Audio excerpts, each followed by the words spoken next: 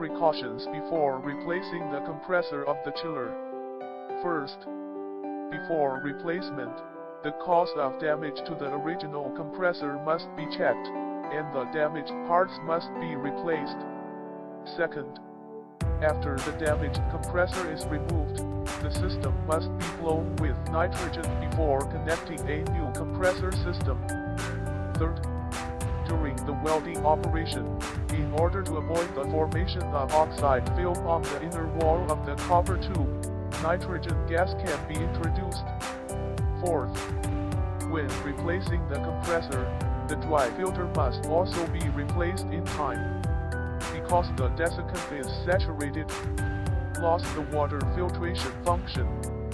Fifth, the refrigeration oil in the original system must be cleaned, because the refrigeration oil of different grades newly added to the new pump cannot be mixed.